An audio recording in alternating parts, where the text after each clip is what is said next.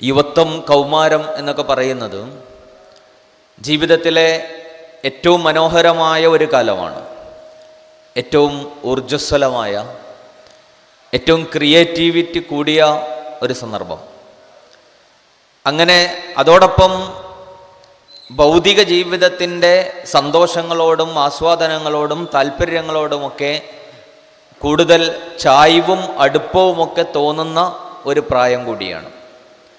അപ്പോൾ ഈ സമയത്ത് നമ്മൾ നന്മയുടെ, നീതിബോധത്തിൻ്റെ, അതുപോലെ തന്നെ ഇസ്ലാമിൻ്റെ, അള്ളാഹുവിൻ്റെ വഴിയെ അതിനെക്കുറിച്ചൊക്കെ ആലോചിക്കുകയും ചിന്തിക്കുകയും അതിലൂടെ നടക്കുകയും ചെയ്യുക എന്ന് പറയുന്നത് അള്ളാഹു ഏറ്റവും ഇഷ്ടപ്പെടുന്ന ഒരു കാര്യമാണ്. ഒരിക്കൽ ഒരു സ്വഹാബി വന്നിട്ട് റസൂലുള്ളാഹി സ്വല്ലല്ലാഹു അലൈഹി വസല്ലമയോട് ചോദിക്കുന്നുണ്ട്, അയ്യു സ്വദഖത്തി അഫ്ളൽ യാ റസൂലല്ലാഹ്, അള്ളാഹിൻ്റെ റസൂലെ, അള്ളാഹുവിന് ഏറ്റവും ഇഷ്ടപ്പെട്ട ദാനധർമ്മം ഏതാണ്, സ്വദഖ ഏതാണ് എന്ന് ചോദിക്കുന്നുണ്ട്. അപ്പോൾ റസൂലുള്ളാഹി സ്വല്ലല്ലാഹു അലൈഹി വസല്ലം അതിന് പറയുന്ന ഒരു മറുപടി, അൻ തസദ്ദഖ വ അൻത സ്വഹീഹുൻ ഷഹീഹുൻ തഖ്ശൽ ഫഖറ വ തഅമുലുൽ ഇനാം. അതായത് റസൂല് ഇന്ന സ്വദഖയാണ് എന്ന് പറയാതെ ഒരു മനുഷ്യൻ്റെ ഒരു 4 അവസ്ഥകളെക്കുറിച്ച് പറയാണ്. ഒരു മനുഷ്യൻ്റെ 4 അവസ്ഥകൾ. അതിലൊന്ന് സ്വഹീഹാവുക. സ്വഹീഹ് എന്ന് പറഞ്ഞാൽ നല്ല ആരോഗ്യമുള്ള, നല്ല ചെറുപ്പമുള്ള ഒരു സമയം. രണ്ടാമത് ഷഹീഹാവുക. ഷഹീഹ എന്ന് പറഞ്ഞാൽ പിശുക്കുണ്ടാവുക, നല്ല യുവത്വം ഉണ്ടാവുക, അതോടൊപ്പം തന്നെ പിശുക്കുണ്ടാവുക. മൂന്നാമത് തഖ്ശൽ ഫഖറ, അതായത് ടൈറ്റ് വരുമോ, ഫിനാൻഷ്യൽ ടൈറ്റ് വരുമോ എന്ന് പറയുന്ന, ദാരിദ്ര്യം വരുമോ എന്നൊക്കെ പറയുന്ന ഒരു പേടി മനസ്സിലുണ്ടാവുക. നാലാമത് തഅമുലുൽ ഇന, ഇനിയും കൂടുതൽ സമ്പത്തൊക്കെ വേണം, കൂടുതൽ പൈസ വേണം, കൂടുതൽ പണം വേണം എന്നൊക്കെ ആഗ്രഹിച്ചു കൊണ്ടിരിക്കുന്ന ഒരു മനുഷ്യൻ. അപ്പോൾ ഒരു മനുഷ്യൻ്റെ 4 അവസ്ഥകൾ റസൂൽ സല്ലല്ലാഹു അലൈഹി വസല്ലം പറയണം. ഈ അവസ്ഥയുടെ പ്രത്യേകത, ഈ സന്ദർഭത്തിൽ ഒരാൾ എന്തെങ്കിലും ചോദിച്ചു വന്നാൽ അത് കൊടുക്കാനുള്ളൊരു മനസ്സ് പൊതുവെ ഉണ്ടാവില്ല. കാരണം ഒന്നാമത് പിശുക്കുണ്ടാവുക, രണ്ടാമത് കൊടുത്താൽ തീർന്നു പോകുമോ എന്നുള്ള ഒരു തോന്നലുണ്ടാവുക, മൂന്നാമത് എനിക്കൊരുപാട് ആവശ്യങ്ങൾ ഇനിയുണ്ട് എന്നുള്ളൊരു തോന്നലുണ്ടാവുക. അപ്പോൾ ആരെങ്കിലും വന്ന് ചോദിച്ചാൽ പരമാവധി അത് ഒഴിവാക്കാൻ നോക്കും. അപ്പോൾ റസൂൽ സല്ലല്ലാഹു അലൈഹി വസല്ലം പറയണം, ഈ മാനസികാവസ്ഥയിലുള്ള ഒരു മനുഷ്യന് അവൻ്റെ മനസ്സ് അവനോട് പറയുന്നുണ്ടാവും, ആർക്കൊന്നും കൊടുക്കണ്ട എന്ന് പറയുന്നുണ്ടാവും. അപ്പോൾ ആ ഒരു തോന്നലിനെ മറികടന്നിട്ട് അതിനെ അതിജയിച്ച് ഒരാൾ എന്തെങ്കിലും കൊടുത്താൽ അതാണ് അള്ളാഹ്ക്ക് ഏറ്റവും ഇഷ്ടപ്പെട്ട സ്വദഖ എന്ന് റസൂലുള്ളാഹി സ്വല്ലല്ലാഹു അലൈഹി വസല്ലം പറയുന്നുണ്ട്. ഒരു സന്ദേശം, ഒരു പ്രധാനപ്പെട്ട ഒരു സന്ദേശം അതിലുണ്ട്. കാരണം ആ സ്വഹാബിയുടെ ചോദ്യത്തിന് റസൂൽ സല്ലല്ലാഹു അലൈഹി വസല്ലം ഒരു സൈക്കോളജിക്കലായ ഒരു ആൻസറാണ് കൊടുത്തത്. അതായത് ഒരാൾ പിന്നെ ഇത്ര കൊടുക്കുന്നത് അല്ലെങ്കിൽ ഇന്നത് കൊടുക്കുന്നത് എന്ന് പറയാതെ ഒരു പ്രത്യേക അവസ്ഥയിലുള്ള ഒരു മനുഷ്യൻ ചെയ്യുന്നതൊക്കെയും അള്ളാഹുവിന് ഇഷ്ടാവുകയാണ്. എൻ്റെ അർത്ഥം, പ്രതികൂലമായ സാഹചര്യത്തിൽ നന്മ ചെയ്യുന്നതിനെ അള്ളാഹു കൂടുതൽ ഇഷ്ടപ്പെടുന്നു എന്നതാണ് അതിൻ്റെ ഒരു മെസ്സേജ്. പ്രതികൂലമായ സാഹചര്യം, ആ അർത്ഥത്തിൽ ചെറുപ്പത്തിലെ, വിദ്യാർത്ഥി കാലത്തെ, യുവത്വത്തിൻ്റെ കാലത്ത് നമ്മൾ നന്മ ചെയ്യുമ്പോൾ, അല്ലെങ്കിൽ അള്ളാഹുവിന് ഇഷ്ടപ്പെട്ട വഴിയിൽ നമ്മൾ നടക്കുക എന്ന് പറഞ്ഞാൽ അത് അള്ളാഹ്ക്ക് ഏറ്റവും ഇഷ്ടപ്പെട്ട കാര്യമാണ്. അതുകൊണ്ടാണ് റസൂൽ സല്ലല്ലാഹു അലൈഹി വസല്ലം പറയുന്നത്, നാളെ പരലോകത്ത്, നാളെ വിചാരണയ്ക്ക് വേണ്ടിയിട്ട് എല്ലാ മനുഷ്യരെയും ഇങ്ങനെ ഒരുമിച്ച് നിർത്തുന്ന ഒരു സമയം ഉണ്ടാവും. ആ സമയത്ത് എല്ലാവരും വലിയ പ്രയാസത്തോടുകൂടി സൂര്യൻ്റെ ചൂടേറ്റുകൊണ്ട് വിയർത്തൊലിച്ച് പ്രയാസപ്പെട്ട് നിൽക്കുന്ന സമയത്ത് അള്ളാഹുവിൻ്റെ അർശിൻ്റെ തണലിലേക്ക് ചില ആളുകളെ പ്രത്യേകമായിട്ട് അള്ളാഹു ആദരിച്ച് കൊണ്ടുപോയി ഇരുത്തും. ആ കൂട്ടത്തിൽ കുറേ ആളുകളെ എണ്ണി പറയുന്നുണ്ട്. അതിലൊരു കൂട്ടർ ഷാബുൻ നശാഫി ഇബാദത്തില്ല, അള്ളാഹുവിൻ്റെ വഴിയിൽ ജീവിച്ച യുവാവ് അല്ലെങ്കിൽ യുവതി എന്ന് പറയാം. എന്തുകൊണ്ടാണ് യുവാവിനെയും യുവതിയെയും പ്രത്യേകം എടുത്തു പറയുന്നത് എന്ന് ചോദിച്ചാൽ, കുറച്ചൊക്കെ പ്രായമായി കഴിയുമ്പോൾ മനുഷ്യന്മാർ പൊതുവെ അവരുടെ മനസ്സിൽ ഒരു മരണാനന്തര ചിന്തകൾ, അതുപോലെ തന്നെ നല്ല ആലോചനകൾ, ഇങ്ങനെയുള്ള കുറേ കാര്യങ്ങളൊക്കെ ഭൗതിക ജീവിതത്തോട് പൊതുവെ ഒരു അകൽച്ചയും ഒരു ആത്മീയ ജീവിതത്തോടൊരു താല്പര്യമൊക്കെ പൊതുവെ കുറച്ച് പ്രായമൊക്കെ ആകുമ്പോൾ ആളുകളുടെ മനസ്സിലുണ്ടാവും. എന്നാൽ ചെറുപ്പകാലം എന്ന് പറയുന്നത് അത് പൊതുവെ അങ്ങനെ ഉണ്ടാവില്ല, സ്വാഭാവികമായിട്ടും ഉണ്ടാവില്ല. മറിച്ച് ഭൗതിക ജീവിതത്തിൻ്റെ ഒരുപാട് സന്തോഷങ്ങൾ, ആനന്ദങ്ങൾ, അതിൻ്റെ കുറേ പുതിയ ഭാഷയിൽ അതിൻ്റെ ഒരു വൈബ്, അതിലായിരിക്കും നമ്മളിങ്ങനെ മുന്നോട്ട് പോവുക. അപ്പോൾ ആ സന്ദർഭത്തിൽ അള്ളയും ദീനൊക്കെ നമ്മളുടെ ജീവിതത്തിൽ, ഒരാളുടെ ജീവിതത്തിൽ പ്രധാനമായിട്ട് മാറിയാൽ അള്ളാഹ് അവരെ പ്രത്യേകമായിട്ട് പരിഗണിക്കും എന്നാണ് റസൂലുള്ളാഹി സ്വല്ലല്ലാഹു അലൈഹി വസല്ലം പറയുന്നത്. അപ്പോൾ ആ അർത്ഥത്തിലുള്ള ഒരു ഏജ് ഗ്രൂപ്പിലാണ് നമ്മളുള്ളത്. നമുക്കറിയാം, പൊതുവേ പുതിയ ജനറേഷനെ കുറിച്ചൊക്കെ പലതരത്തിലുള്ള പരാതികളും അതുപോലെ തന്നെ കുറ്റപ്പെടുത്തലുകളൊക്കെ പലപ്പോഴും നമ്മൾ കേൾക്കുന്ന ആളുകളാണ്. ഇങ്ങനെ സാമൂഹിക ബോധമില്ലാത്തവർ, അല്ലെങ്കിൽ സാമൂഹിക പ്രതിബദ്ധതയില്ലാത്തവർ, അരാഷ്ട്രീയത പേറുന്ന ആളുകൾ, ഇങ്ങനെയൊക്കെ തുടങ്ങിയുള്ള കുറേ കാര്യങ്ങൾ ഇങ്ങനെ പറയുന്നത് കേൾക്കാൻ കഴിയും. അതൊക്കെ ഒരർത്ഥത്തിൽ അതൊക്കെ ഒരു വെറും വർത്തമാനങ്ങളാണ്. കാരണം നമ്മൾ സമൂഹത്തിൽ നോക്കിയാൽ പലപ്പോഴും സമൂഹത്തിൽ പല നന്മകളുടെയും മുന്നിൽ നടക്കുന്നത് ഈ ചെറുപ്പകാലത്തുള്ള ആളുകളാണ്. ഇപ്പം ഇന്ത്യയെക്കുറിച്ച് നമ്മൾ ആലോചിച്ച് നോക്കാം.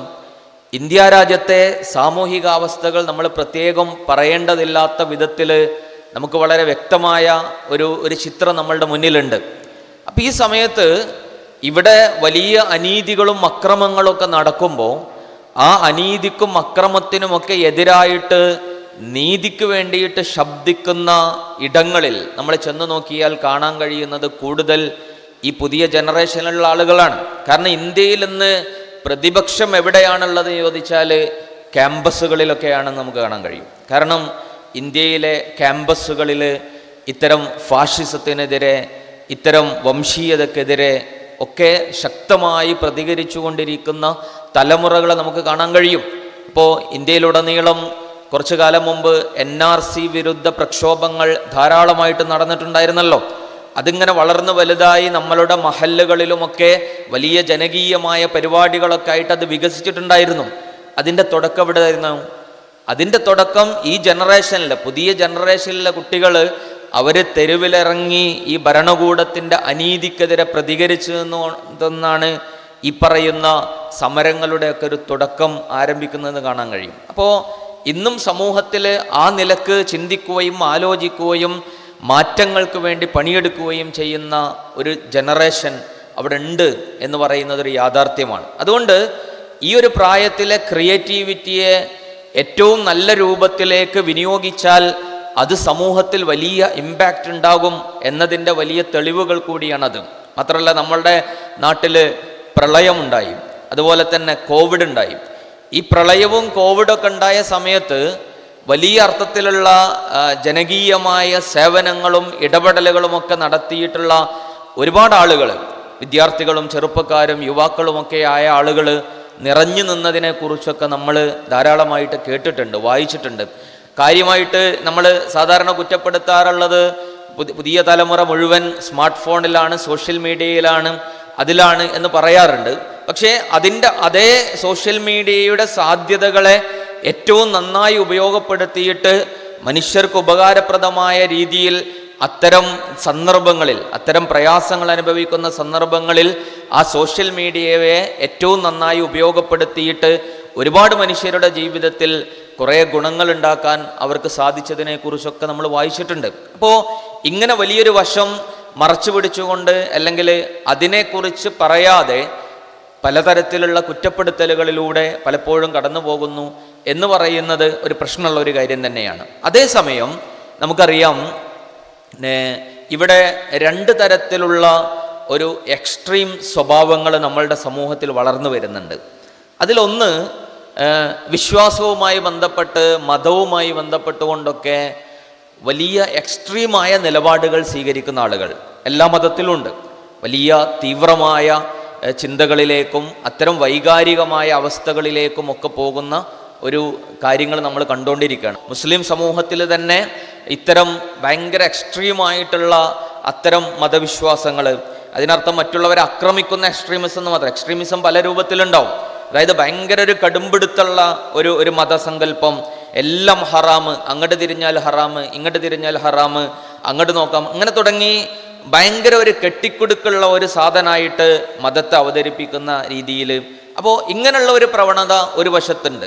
ആ രീതിയിൽ മതവും വിശ്വാസവും ഒക്കെ ഒരു വശത്ത് ചർച്ച ചെയ്യപ്പെടുന്നുണ്ട്.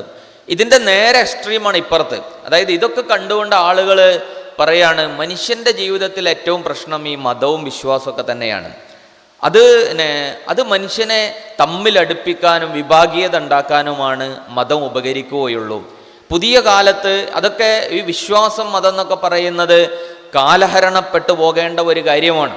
പുതിയ കാലത്ത് എന്ന് പറയുന്നത് മനുഷ്യൻ കുറച്ചുകൂടി ലോജിക്കലായി ചിന്തിക്കുകയും ആലോചിക്കുകയും ഒക്കെ ചെയ്യേണ്ട, ശാസ്ത്രം ഒരുപാട് വികസിക്കുകയും വളരുകയും ഒക്കെ ചെയ്ത ഒരു കാലത്ത് എന്തിനാണ് ഈ പഴയ വിശ്വാസങ്ങളും ആചാരങ്ങളൊക്കെ ആയിട്ട് നടക്കുന്നത്? അതൊക്കെ മനുഷ്യൻ്റെ പുരോഗതിക്ക് തടസ്സമാണ്, മനുഷ്യൻ്റെ മുന്നോട്ട് പോക്കിന് തടസ്സമാണ്. അതൊക്കെ നാട്ടിൽ കുഴപ്പമുണ്ടാക്കാനേ സഹായിക്കുകയുള്ളൂ. അതുകൊണ്ട് ഈ വിശ്വാസവും മതവും ഒക്കെ അങ്ങ് മാറ്റിവെക്കുക എന്നതാണ് നന്മ എന്ന രീതിയിൽ മനസ്സിലാക്കുകയും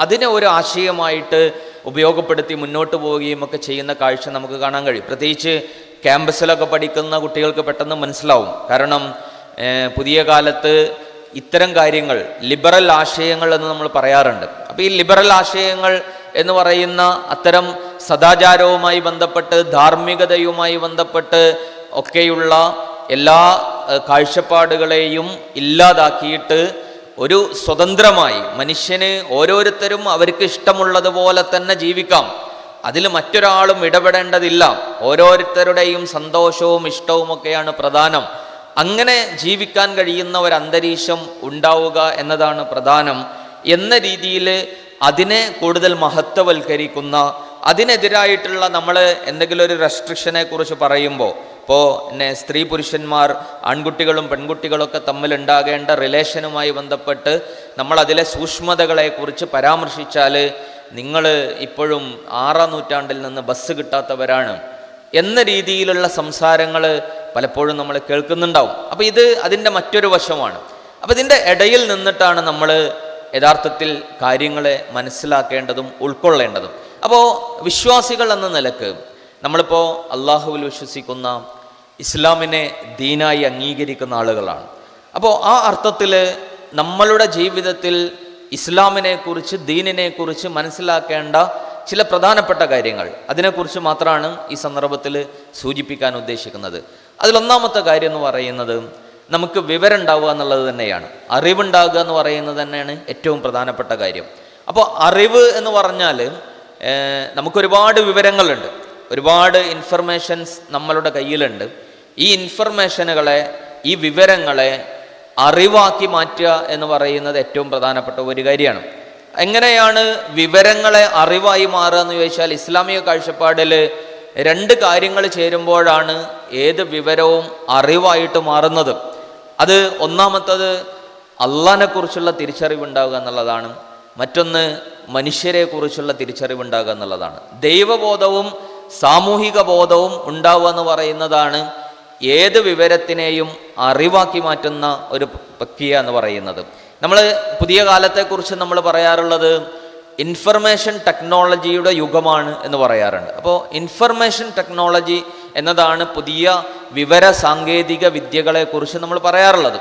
അപ്പോൾ ഇൻഫർമേഷൻസ് ഒരുപാടുണ്ട്, ധാരാളം വിവരങ്ങൾ വർദ്ധിച്ചിട്ടുണ്ട്. വിവരത്തിൻ്റെ മേഖലകളിൽ വലിയ കുതിച്ചുചാട്ടങ്ങൾ നമ്മളുടെ സമൂഹത്തിൽ, നാട്ടിൽ ഒക്കെ ഉണ്ടായിട്ടുണ്ട്. ഇപ്പം സാധാരണ പറയാറുള്ളത് അറിവിനെക്കുറിച്ചൊക്കെ പലതരം സങ്കല്പങ്ങളിൽ പറയുന്ന ഒരു കാര്യം, മനുഷ്യന് അറിവുണ്ടായാൽ സംസ്കാരമുണ്ടാവും എന്നാണ് പൊതുവെ പറയാറുള്ളത്.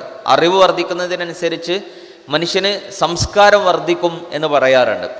ആ നിലക്ക് നോക്കുകയാണെങ്കിൽ ലോകത്തെ ഏറ്റവും നല്ല സംസ്കാരം ഉണ്ടാവേണ്ട ഒരു കാലം ഇതായിരിക്കും. കാരണം അത്രയേറെ അറിവിൻ്റെ വലിയ വിപ്ലവങ്ങൾ ലോകത്ത് സംഭവിച്ചൊരു കാലത്താണ് നമ്മൾ ജീവിക്കുന്നത്.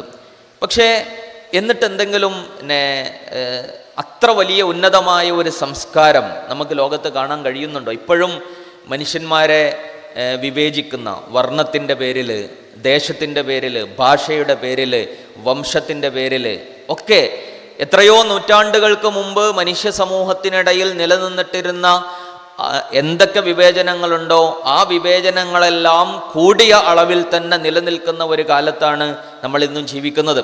യൂറോപ്പ്, നമ്മൾ എല്ലാ അർത്ഥത്തിലും വികസിച്ചു എന്ന് പറയുന്ന യൂറോപ്പിൽ നിന്ന് നമ്മൾ എപ്പോഴും കേൾക്കുന്ന വാർത്ത വംശീയതയുടെ വർത്തമാനങ്ങളാണ്. കറുത്തവർക്ക് മേലുള്ള വെളുത്തവൻ്റെ അതിക്രമങ്ങളെക്കുറിച്ചുള്ള വാർത്തകൾ നമ്മൾ കണ്ടുകൊണ്ടിരിക്കാറുണ്ട്. അതുപോലെ തന്നെ നമ്മളുടെ ഇന്ത്യയിൽ നമ്മൾ ഇത്രയും വലിയ അർത്ഥത്തിൽ മുന്നോട്ട് പോകുന്നു എന്ന് പറയുന്ന ഇന്ത്യയിൽ ജാതീയപരമായ വിവേചനങ്ങൾ ഏറ്റവും കൂടുതൽ നിലനിൽക്കുന്ന ഒരു നാടാണ്. അതുപോലെ നാട്ടിൽ ലോകത്തന്നെ നമ്മൾ മുമ്പ് പറയാറുണ്ട്, ലോകത്ത് ഭയങ്കര യുദ്ധങ്ങളൊക്കെ നടന്നിട്ടുണ്ടായിരുന്നു. അപ്പോൾ ആ യുദ്ധങ്ങളിലൊക്കെ അന്ന് മനുഷ്യന്മാർക്ക് അത്ര വലിയ വിവരമില്ലാത്തതുകൊണ്ടാണ് യുദ്ധം ചെയ്തിരുന്നത്. പക്ഷെ ഇന്നെന്തെങ്കിലും കുറവുണ്ടോ? ഇന്ന് ലോകത്ത് കണക്കുകൾ സൂചിപ്പിക്കുന്നത് രണ്ടാം ലോക യുദ്ധം കഴിഞ്ഞതിന് ശേഷം ലോകത്ത് ഉണ്ടായിട്ടുള്ള അഭയാർത്ഥികളുടെ എണ്ണത്തേക്കാൾ കൂടുതൽ അഭയാർത്ഥികൾ സൃഷ്ടിക്കപ്പെട്ട കാലമാണ് ഇത് എന്നാണ് പറയുന്നത്. അഭയാർത്ഥികൾ സ്വന്തം നാടും വീടും നഷ്ടപ്പെട്ട് അവിടെ നിന്ന് എവിടേക്കെന്നില്ലാതെ ഒളിച്ചോടി പോകേണ്ടി വരുന്ന, അങ്ങനെ പല നാടുകളുടെയും അതിർത്തികളിൽ ചെന്ന് കെട്ടിക്കിടക്കുന്ന ഒരുപാട് ആളുകൾ.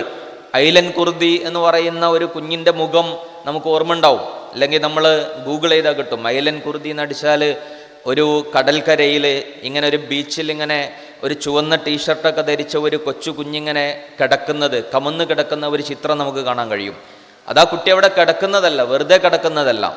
സ്വന്തം നാട്ടിൽ ജീവിക്കാൻ കഴിയാതെ ആ നാട് വിട്ടു പോവുകയും അങ്ങനെ കിട്ടിയ ഏതോ ബോട്ടിലും കപ്പലിലൊക്കെ കയറി എവിടേക്കെന്നില്ലാതെ പോകുന്നതിനിടയിൽ കടലിൽ ആ ബോട്ട് തകർന്ന് മരണപ്പെട്ട നൂറുകണക്കിന് ആളുകളിൽ ഒരാളാണ് ഐലൻ കുർദി എന്ന് പറയുന്ന ചെറിയ കുട്ടി. അപ്പോൾ ഇന്ന് അത്രയേറെ അഭയാർത്ഥികൾ ലോകത്ത് പലയിടത്തായിട്ടുണ്ട്. ഈ അറിവും സംസ്കാരവും തമ്മിൽ ബന്ധമുണ്ട് എന്നൊക്കെ നമ്മൾ പറയുമ്പോഴും ആ ബന്ധം ഉണ്ടാക്കുന്ന ചില ഘടകങ്ങളുണ്ട്. ആ ഘടകങ്ങൾ അവിടെ വർക്ക് ചെയ്യുന്നില്ല എന്നുള്ളതാണ്. അവിടെയാണ് നമ്മൾ ഇസ്ലാമിൻ്റെ, ദീനിൻ്റെ അധ്യാപനങ്ങളുടെ പ്രസക്തിയെക്കുറിച്ച് ആലോചിക്കേണ്ടത്. ഇസ്ലാം ഏത് അറിവിനെ കുറിച്ച് സംസാരിക്കുമ്പോഴും അള്ളാഹുവുമായിട്ട്, ദൈവബോധവുമായിട്ട് അതിനെ ചേർത്ത് വെക്കൊണ്ടാണ് അതിനെക്കുറിച്ച് സംസാരിക്കുന്നത്. നമ്മൾ എത്ര ഉന്നതിയിലേക്ക് മുന്നോട്ട് പോയാലും, എത്ര നമ്മൾ വളരുമ്പോഴും, എത്ര നമ്മൾ വികസിക്കുമ്പോഴും ഇതൊക്കെ സാധ്യമാക്കി തരുന്ന അള്ളാഹുവിൻ്റെ ഒരു ഇടപെടലുകളെ കുറിച്ചുള്ള ബോധ്യങ്ങൾ ഉണ്ടാകണം എന്നതാണ് അള്ളാഹു നമ്മളെ പഠിപ്പിക്കുന്നത്. അതുകൊണ്ടാണ് ഇന്നമാ യഖ്ഷല്ലാഹ മിൻ ഇബാദിഹിൽ ഉലമ എന്ന് ഖുർആനിൽ പറയുന്നത്. അള്ളാനെ ഏറ്റവും നന്നായിട്ട് ഭയപ്പെടാനും അള്ളാനെ ഏറ്റവും നന്നായിട്ട് സൂക്ഷിക്കാനും കഴിയുന്നത് അറിവുള്ളവർക്കാണ് എന്നതാണ് വിശുദ്ധ ഖുർആൻ പറയുന്നത്. കാരണം അറിവുള്ള മനുഷ്യന്മാര് അവര് എല്ലാത്തിനെയും മനസ്സിലാക്കുമ്പോൾ അതിലൊക്കെയുള്ള ഒരു ദൈവികമായ ഇടപെടലുകളെ കുറിച്ചും ദൈവത്തിൻ്റെ ഒരു മഹത്വത്തെയും കഴിവുകളെയും കുറിച്ച് മനസ്സിലാക്കും. അല്ലാത്ത ആളുകൾ ഞാനാണ് വലുത്, ഓരോ കാര്യം മനസ്സിലാക്കും തോറും ഞാനാണ് എല്ലാത്തിനേക്കാളും വലുത് എന്ന് പറയുന്ന ഒരു അഹന്തയിലേക്കും അഹങ്കാരത്തിലേക്കും പോകും എന്നുള്ളതാണ്. അപ്പോൾ നമ്മളെ സംബന്ധിച്ചിടത്തോളം വിശ്വാസികൾ എന്ന നിലക്ക് നമ്മൾക്ക് ആദ്യം ഉണ്ടാകേണ്ട ഒരു ബോധ്യം, അള്ളാഹിനെ കുറിച്ചുള്ള ഒരു നല്ല ഒരു ഉയർന്ന ഒരു ചിന്ത നമ്മളുടെ മനസ്സിൽ എപ്പോഴും ഉണ്ടാവണം എന്നുള്ളതാണ്. അള്ളാഹുവിനെ കുറിച്ചുള്ള ഒരു ചിന്തയിൽ അള്ളാഹു ആണ് ഈ പ്രപഞ്ചത്തെ മുഴുവൻ സൃഷ്ടിക്കുകയും പരിപാലിക്കുകയും ഇവിടെയുള്ള എല്ലാ ഇടപെടലുകളെയും നിയന്ത്രിക്കുന്നത് എന്ന ഉറച്ച ബോധ്യം നമുക്കുണ്ടാവണം. മാത്രമല്ല അള്ളാഹു സുബ്ഹാനഹു വ തആല അവന് ഈ ഭൂമി ലോകത്ത് അല്ലെങ്കിൽ ഈ പ്രപഞ്ചത്തിൽ ചില കണക്കുകൂട്ടലുകൾ അള്ളാഹു നിശ്ചയിച്ചിട്ടുണ്ട്. പലപ്പോഴും ആളുകൾ ഈ ദൈവനിഷേധികളാകുന്നതിൻ്റെ ഒരു കാരണം ഇങ്ങനെ മനുഷ്യന്മാരുടെ അവസ്ഥ കണ്ടിട്ടാണ്.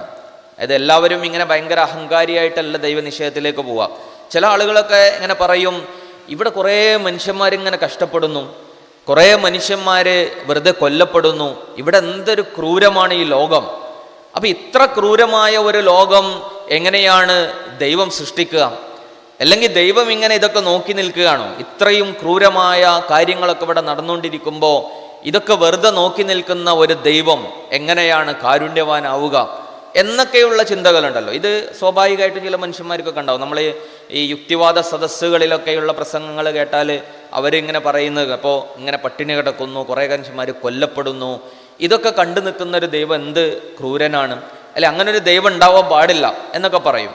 അപ്പോൾ ഇത് യഥാർത്ഥത്തിൽ ഇസ്ലാം ഇതിനെക്കുറിച്ചൊക്കെ പഠിപ്പിക്കുന്നുണ്ട്. ഇപ്പോൾ ഖുർആൻ നമ്മൾ എടുത്തു നോക്കുമ്പോൾ അള്ളാഹു സുബ്ഹാനഹു വ തആല ഇത്തരം കുറേ കാര്യങ്ങളെക്കുറിച്ച് പറയുന്നുണ്ട്. നമ്മളുടെ ചുറ്റിലും ഇങ്ങനെ നടക്കുന്ന ഇത്തരം അക്രമങ്ങൾ, ക്രൂരതകൾ, ഇത്തരം ദുരന്തങ്ങൾ, ഇതൊക്കെ കണ്ടിട്ട് ചില ആളുകൾ എന്താണ് അള്ളാഹു ഇടപെടാത്തത് എന്നിങ്ങനെ ചോദിക്കും. അപ്പം അള്ളാഹു അതിന് പറയുന്നൊരു മറുപടിയും, അള്ളാഹുവിന് ഈ പ്രപഞ്ചത്തിൽ, ഈ ഭൂമിയിൽ ചില നടപടിക്രമങ്ങളുണ്ട്. അള്ളാഹുവിന് ചില നടപടിക്രമങ്ങളുണ്ട്. അത് നമ്മൾ ആഗ്രഹിക്കുന്നത് പോലെ ആവണം, നമ്മൾ ആഗ്രഹിക്കുന്ന സമയത്ത് ഉണ്ടാവണം എന്നത് നമ്മളുടെ ഒരു തെറ്റാണ്. മറിച്ച് അള്ളാഹ്ക്ക് അതിനൊക്കെ ഒരു കണക്കുകൂട്ടലുണ്ട്. അള്ളാഹു സുബ്ഹാനഹു വ തആല പറയുന്നുണ്ടല്ലോ, വമല്ലാഹു ബിഗാഫിലിൻ അമ്മാ യഅ്മലുൽ ളാലിമൂൻ. അക്രമകാരികളായ ആളുകൾ ചെയ്യുന്നതിനെ കുറിച്ച് നിന്റെ നാഥൻ അള്ളാഹു അശ്രദ്ധനാണ് എന്ന് നീ കരുതേണ്ടതില്ല. അള്ളാഹു ഇതൊക്കെ കാണുന്നുണ്ട്, ഇതൊക്കെ ശ്രദ്ധിക്കുന്നുണ്ട്, ഇതൊക്കെ അറിയുന്നുണ്ട്. ഇതിൽ എങ്ങനെയാണ് ഇടപെടേണ്ടത് എന്നതിനെ കുറിച്ചുള്ള ഒരു രൂപരേഖ അല്ലെങ്കിൽ അതിൻ്റെ ഒരു സുന്നത്ത് എന്ന് വിശുദ്ധ ഖുർആൻ അതിനെക്കുറിച്ച് പറയാറുണ്ട്. സുന്നത്ത് എന്ന് പറഞ്ഞാൽ രണ്ട് ഇതുണ്ട്. ഒന്ന് സുന്നത്തുർ റസൂൽ, നമുക്കറിയാവുന്ന റസൂലുള്ളാഹി സ്വല്ലല്ലാഹു അലൈഹി വസല്ലമയുടെ സുന്നത്താണ്. മറ്റൊന്ന് അള്ളാൻ്റെ ഒരു സുന്നത്തുണ്ട്. ഖുർആനിൽ തന്നെ പറയുന്നുണ്ട്, വലാ തബ്ദീല ലി സുന്നത്തില്ല. അള്ളാഹുവിൻ്റെ സുന്നത്തുകൾക്കൊരു മാറ്റമില്ല. അള്ളാഹിൻ്റെ സുന്നത്ത് എന്ന് പറഞ്ഞാൽ നടപടിക്രമം എന്നുള്ളതാണ്. അപ്പം അള്ളാഹ്ക്കൊരു നടപടിക്രമമുണ്ട്. അതെന്താന്ന് വെച്ചാൽ നമ്മൾ പ്രത്യക്ഷത്തിൽ കാണുന്നത് പോലെ ആവൂല കാര്യങ്ങൾ. പ്രത്യക്ഷത്തിൽ നമ്മൾ കാണുന്ന കാര്യങ്ങളൊക്കെ ഇങ്ങനെ നോക്കിയിട്ട് നമ്മൾ നല്ലതേതാണ് ചീത്തതേതാണ് എന്നത് വിലയിരുത്താൻ നിന്നാൽ അതിൽ കുറേ അബദ്ധങ്ങളുണ്ടാവും. മറിച്ച് അള്ളാഹുവിനെ നടപടിക്രമം സത്യമെന്ന് പറയുന്നത് വിജയിക്കാനുള്ളതാണ് എന്നത് അള്ളാഹ് പ്രഖ്യാപിച്ചതാണ്. അപ്പോൾ അത് എപ്പോൾ വിജയിക്കും, എങ്ങനെ വിജയിക്കും എന്നത് അള്ളാൻ്റെ ഒരു നടപടിക്രമമാണ്. അക്രമികളെ പിടികൂടുമെന്നത് അള്ളാൻ്റെ ഒരു പ്രഖ്യാപനമാണ്. ആ അക്രമികളെ ഏത് രൂപത്തിൽ പിടികൂടും, എങ്ങനെയാണ് അവർക്കുള്ള ശിക്ഷയുള്ളത് എന്നത് അള്ളാഹുവിൻ്റെ ഒരു നടപടിക്രമവും തീരുമാനവുമാണ്. അപ്പോൾ അത് ഈ ഒരു ബോധ്യം നമുക്കുണ്ടാവുക, സത്യമാണ് വിജയിക്കുക, നീതിയാണ് പുലരുക, അക്രമികളായ ആളുകൾക്ക് അവരുടെ അക്രമത്തിൻ്റെ ശിക്ഷ ലഭിക്കും, പീഡിപ്പിക്കപ്പെട്ട മനുഷ്യർക്ക് അവരുടെ നീതി ലഭിക്കും. ഇങ്ങനെയുള്ള യാഥാർത്ഥ്യങ്ങൾ അള്ളാഹു പ്രഖ്യാപിച്ചിട്ടുണ്ട്. അത് അള്ളാഹു നിശ്ചയിക്കുന്നത് പ്രകാരം, അള്ളാഹു തീരുമാനിച്ചത് പ്രകാരം ഇത് പുലരുക തന്നെ ചെയ്യും. ചിലപ്പോൾ നമുക്കത് ഈ ലോകത്തത് കാണാനും അത് അനുഭവിക്കാനും കഴിയുന്ന ഒരവസ്ഥ ചിലപ്പോൾ ഉണ്ടാവില്ല. അത് അള്ളാഹു ചിലപ്പോൾ ഈ ലോകത്തിനപ്പുറമുള്ള ഒരു ജീവിതത്തിലേക്ക് മാറ്റിവെച്ചതായിരിക്കും. കാരണം ഇസ്ലാമിൻ്റെ ജീവിത സങ്കല്പം എന്ന് പറയുന്നത് ഈ ഭൗതിക ലോകത്തിലെ ഈ ജീവിതവുമായിട്ട് മാത്രം ബന്ധപ്പെട്ട ഒരു കാര്യമല്ലല്ലോ. അതാണ് മറ്റൊരു പ്രധാനപ്പെട്ട കാര്യം. നമ്മൾ അള്ളാഹിനെ കുറിച്ച് അറിയണം എന്ന് പറഞ്ഞതുപോലെ നമ്മൾ അറിയേണ്ട ഒരു പ്രധാനപ്പെട്ട ഒരു കാര്യമാണ് ജീവിതത്തെക്കുറിച്ചുള്ള ഒരു കാഴ്ചപ്പാട് മനസ്സിലാക്കുക എന്നുള്ളത്. അത് വളരെ പ്രധാനമാണ്. ആ കാഴ്ചപ്പാട് മനസ്സിലാക്കാതെ പോകുമ്പോഴാണ് പലപ്പോഴും ഇസ്ലാമിനെ കുറിച്ചുള്ള വിമർശനങ്ങളെ നമുക്ക് മനസ്സിലാക്കാൻ കഴിയാതെ പോകുന്നത്. കാരണം ഇസ്ലാം മുന്നോട്ട് വെക്കുന്ന ജീവിത സങ്കല്പം എന്ന് പറയുന്നത് വളരെ ലളിതമായി പറഞ്ഞാൽ ഭൗതിക ലോകം എന്ന് പറഞ്ഞാൽ നശ്വരമാണ്, അത് നശിച്ചു പോകുന്നതാണ്, അത് വളരെ കുറച്ചു കാലത്തേക്കുള്ള ഒരു ലോകം മാത്രമാണ്. എന്നാൽ യഥാർത്ഥത്തിലുള്ള ജീവിതം എന്ന് പറയുന്നത് ഈ ലോകത്തിനപ്പുറം വരാനുള്ള ഒരു ലോകമാണ്, ഒരു ജീവിതമാണ്, അത് അനശ്വരമാണ്, അനന്തമാണ്. ഇതാണ് ഇസ്ലാമിൻ്റെ ജീവിതത്തെക്കുറിച്ചുള്ള കൺസെപ്റ്റ് എന്ന് പറയുന്നത്. അതുകൊണ്ട് തന്നെ ഈ ഭൗതിക ലോകം എന്ന് പറയുന്നത് അത് പൂർണ്ണതയുടെ ലോകമല്ല. പൂർണ്ണതയുടെ ലോകമല്ല എന്ന് പറഞ്ഞാൽ നീതി ഇവിടെ പൂർണ്ണമായിട്ട് ലഭിച്ചോണമെന്നില്ല, അതുപോലെ തന്നെ സന്തോഷം ഇവിടെ പൂർണ്ണമായിട്ട് ലഭിച്ചോണമെന്നില്ല. ഒരു കാര്യവും പൂർണ്ണതയിൽ ഈ ലോകത്ത് ലഭിക്കണമെന്നില്ല. കാരണം ഇസ്ലാം പഠിപ്പിക്കുന്നത് ഈ ലോകം കൊണ്ട് മനുഷ്യജീവിതം പൂർണ്ണമല്ല എന്നുള്ളതാണ്. അതുകൊണ്ട് മനുഷ്യജീവിതം പൂർണ്ണമാകുന്നത് ഈ ലോകത്തിനപ്പുറം ഒരു ജീവിതം ഉണ്ട് എന്നുള്ള ഒരു കൺസെപ്റ്റിലേക്ക് കൂടി നമ്മൾ വളർന്ന് അതിനെ ചേർത്ത് വെക്കുമ്പോഴാണ്. പക്ഷേ ഈ മറ്റു ആശയങ്ങളുടെ ഒരു പ്രശ്നം എന്ന് പറഞ്ഞാൽ അവർ ഭൗതിക ലോകത്തെ മാത്രമാണ് മുന്നിൽ കാണുന്നത്. അതുകൊണ്ട് ഭൗതിക ലോകത്തെ മാത്രം മുൻനിർത്തിയിട്ട് മനുഷ്യനെക്കുറിച്ച് സംസാരിക്കുമ്പോൾ ഈ പ്രശ്നങ്ങളൊക്കെ കടന്നു വരാൻ സാധ്യതയുണ്ട്. ഈ പ്രശ്നങ്ങളൊക്കെ ഉണ്ടാവും. ഇപ്പോൾ ലിബറലിസത്തിൻ്റെ ഏറ്റവും വലിയ പ്രശ്നം എന്താ? ലിബറലിസത്തിൻ്റെ ഏറ്റവും വലിയ പ്രശ്നം എന്ന് പറയുന്നത് അവർ ഈ ലോകത്തെ മാത്രമാണ് മുന്നിൽ കാണുന്നത് എന്നുള്ളതാണ്.